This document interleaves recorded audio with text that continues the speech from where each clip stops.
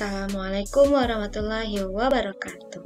Halo teman-teman, pada kesempatan kali ini kita akan membahas latihan soal PTS semester ganjil ya. Materinya itu ada pola bilangan, kemudian koordinat kartesius, dan relasi dan fungsi. Langsung saja kita mulai ya dari nomor 1. Banyak bulatan di bawah ini menunjukkan pola bilangan. Banyak bulatan pada suku ke-20 adalah, ini pola apa nih teman-teman? Pola persegi panjang. Apakah rumus pola persegi panjang? UN sama dengan N dalam kurung N ditambah 1. Kemudian kita tulis di sini ada berapa bulatan? 2. Yang ini 6, yang ini 12. Ini juga kalian boleh isi atau tidak juga apa-apa ya. Nah, kita tinggal tulis saja karena kita sudah tahu rumusnya. Sebenarnya tanpa menghitung, langsung saja kita masukkan ke rumus. Di sini pertanyaannya suku ke-20, maka N-nya adalah 20. Jadi, U20 sama dengan 20 dikali atau buka kurung 20 tambah 1. Maka 20 dikali 20 tambah 1, 21. 20 dikali 21 hasilnya ya 420. Oke, selesai ya. Lanjut nomor 2. Diketahui barisan bilangan mempunyai pola sebagai berikut. 2, 5, 9, 14, 20, 27. 3 suku berikutnya adalah, dari pola ini kita cari tahu dulu nih, bedanya berapa. Dari 2 ke 5, ini ditambah 3. 5 ke 9, ditambah 4. 9 ke 14 tambah 5. Nah, sudah terlihat kan polanya. Nah, 14 ke 20 ditambah 6. 20 ke 27 ditambah 7. Nah, jadi pola selanjutnya ini kita tambah 8. Berapakah 27 ditambah 8? Kalian boleh tulis lagi di coret-coretannya.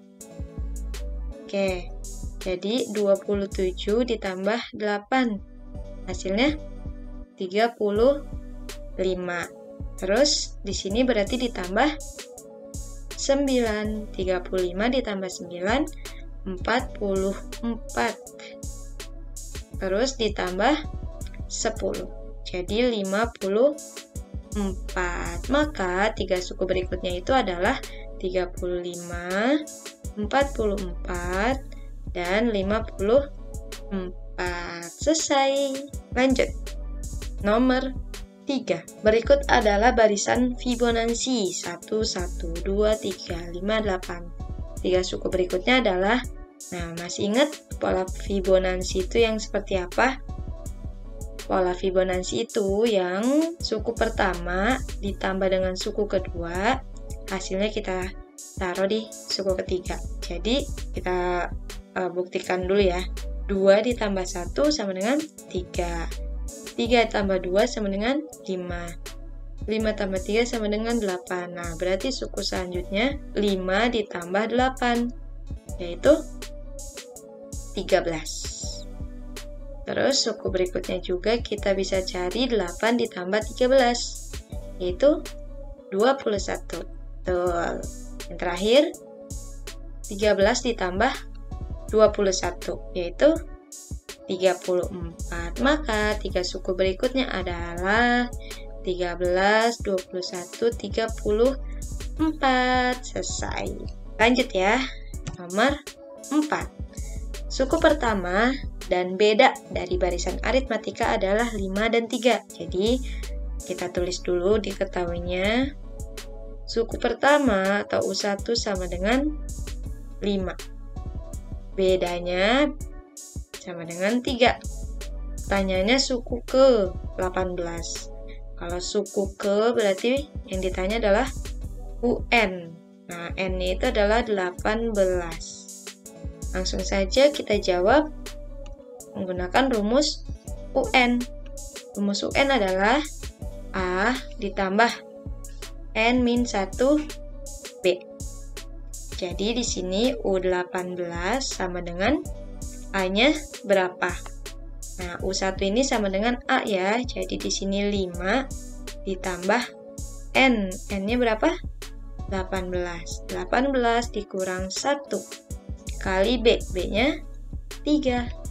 Jadi 5 ditambah 18 kurang 1 ya 17 kali 3. 5-nya tetap ya, kita kali dulu. 17 kali 3 berapa? Ya, 51. Jadi 5 ditambah 51 hasilnya 56. Maka suku ke-18 pada barisan tersebut adalah 56. Bisa ya? Oke, lanjut. Nomor 5. Diketahui barisan bilangan sebagai berikut: 18, 25, 32, 39, 46, 53. Maka beda dari barisan di atas adalah mencari beda. Rumusnya adalah suku kedua dikurang dengan suku pertama. Nah, ini untuk beda dari aritmatika ya. Suku keduanya berapa? 25. Jadi 25 dikurang 18. Berapakah 25 dikurang 18? Yaitu 7. Jadi bedanya adalah 7. Next. Nomor 6. Dari barisan aritmatika diketahui U3 sama dengan 17, U5 sama dengan 31. Jumlah 12 suku pertama adalah, nah kita tulis diketahuinya dulu. Yang ditanya jumlah 12 suku pertama, jadi SN. N-nya adalah 12, maka S12 sama dengan, kita jawab ya, rumus SN. N per 2, buka kurung, 2A ditambah N-1B.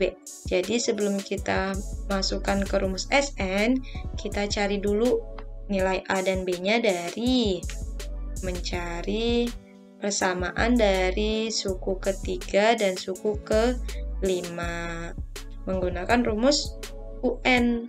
UN sama dengan A ditambah N-1B. Nah, kita masukkan U3.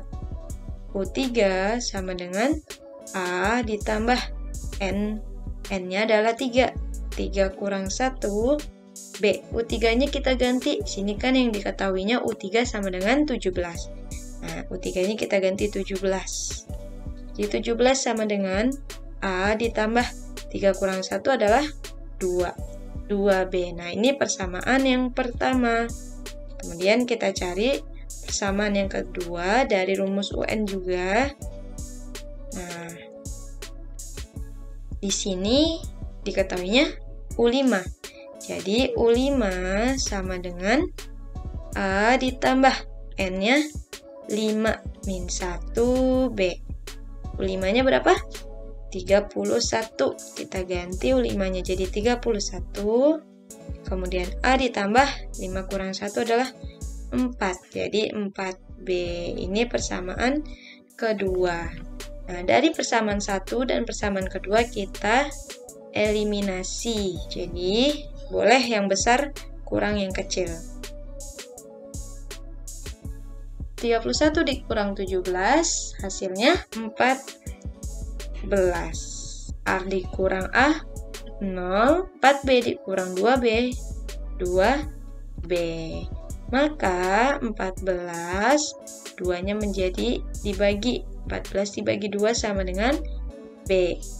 14 bagi 2 adalah 7, maka B-nya sama dengan 7. Sekarang kita mencari nilai A-nya dengan memasukkan nilai B-nya ke dalam persamaan 1 atau persamaan 2. Bebas ya, mau yang mana aja.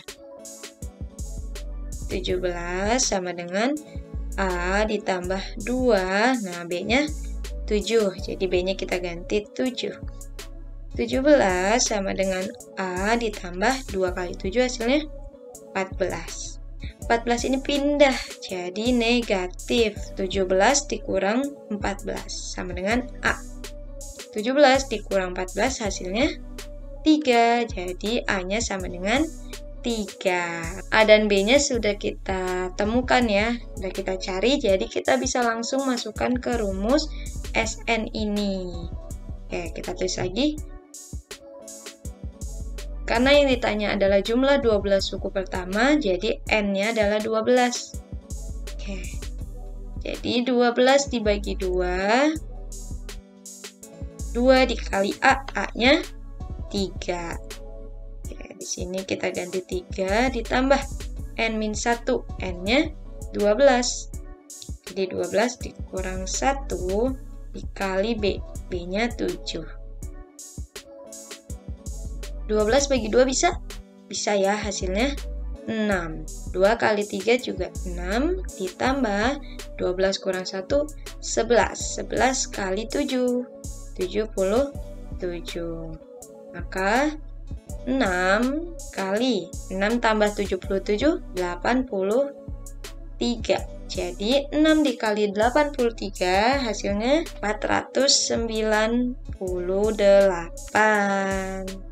Jadi, jumlah 12 suku pertama adalah 498. Oke, lanjut. Nomor 7. Nah, ini adalah deret geometri. Karena di sini pertanyaannya jumlah 8 suku pertama, jadi rumus yang kita gunakan adalah SN. Nah, ini untuk R kurang dari 1. Ya, jadi rumus ini itu untuk R kurang dari 1. Nah, jadi ada 2 rumusnya. Satu lagi, ini untuk R lebih besar dari 1. Nah, R-nya ini lebih besar dari 1 atau kurang dari 1? Kita cari ya. R itu rumusnya U2 dibagi sama U1. U2-nya 2 dibagi 1 sama dengan 2. Maka kita menggunakan rumus yang ini. Langsung saja kita tulis diketahuinya. Diketahui A-nya berapa? A-nya adalah 1. R-nya yang tadi kita cari di sini ya, 2. Dan pertanyaannya adalah S8 sama dengan berapa? Jawab. SN sama dengan A kali R pangkat N-1 dibagi R-1. Kita masukkan jadinya S8 sama dengan A-nya 1 dikali R-nya 2 pangkat 8 min 1 dibagi R-nya 2 kurang 1. 1 kali 256 dikurang 1. Nah, dibagi 1 ya, 2 kurang 1 adalah 1, jadi nggak usah ditulis, nggak apa-apa. Maka 256 dikurang 1 adalah 255, dikali 1 hasilnya 255. Selesai. Nah, seperti ini ya cara mencarinya. Langsung saja kita lanjut. Nomor 8. Pada barisan geometri 3, 9, 27. Suku ke-7 pada barisan tersebut adalah, berarti pertanyaannya adalah suku ke-7. Diketahui A sama dengan 3, R-nya sama dengan U2 dibagi dengan U1. Maka U2-nya adalah 9 dibagi 3 sama dengan 3. Yang ditanya adalah suku ke-7, jadi U7 sama dengan berapa? Langsung saja kita jawab dengan menggunakan rumus UN. UN dalam geometri rumusnya adalah A dikali R pangkat N-1. Jadi di sini U7 sama dengan A-nya 3 dikali R-nya 3 pangkat N-1, berarti 7 kurang 1. Jadi 3 dikali 3 pangkat 7 kurang 1 adalah 6. Maka 3 dikali 3 pangkat 6 berapa? 3 pangkat yang 6 itu artinya 3 dikali 3 kali 3, ada 6 kali 3-nya. Ya, 3 kali 3, 9. 3 kali 3, 9. Itu 23 kurang 1 dikali 3. 3 kali 3, 9. Nah, ini sama aja 9 pangkat 3. Hasilnya adalah 729. 3 dikali 729 hasilnya adalah 2187. Lanjut, nomor 9. Nah, sekarang kita sudah masuk ke materi koordinat kartesius. Nah, pertanyaannya, titik L berada pada koordinat. Oke, kita cari titik L. Ini ya, ini adalah titik L. Koordinatnya di mana ya? Oke, X dulu. X-nya adalah min 4 dan Y-nya adalah min 2. Maka dia terletak pada koordinat min 4, min 2. Bisa ya? Oke, lanjut. Nomor 10. Masih dengan gambar yang sama. Pertanyaannya, titik O, ini titik O ya maksudnya, terhadap titik M adalah, oke, ini titik O terhadap titik M, berarti kita mulainya dari M ke O. Oke, berapa langkah? 1, 2, 3. 3 langkah ke kiri dan 1, 2, 3, 4, 5. 5 langkah ke atas. Nah, ini kita juga bisa tulis koordinatnya itu adalah, kalau 3 langkah ke kiri berarti dia minus. Minus 3, 5 langkah ke atas berarti dia positif. Jadi kalau ke kiri itu negatif, kalau ke kanan positif. Kalau ke bawah negatif, kalau ke atas positif. Oke ya, seperti itu. Nah, lanjut nomor 11. Titik yang nilai absisnya 6 dan ordinatnya 4. Oke, masih ingat absis itu adalah X dan ordinat itu adalah Y. Berarti titik yang berada di koordinat 6,4 adalah ini 6,4. Oke, berarti adalah titik E. Bisa ya, seperti itu. Gampang? Gampang. Lanjut, nomor 12.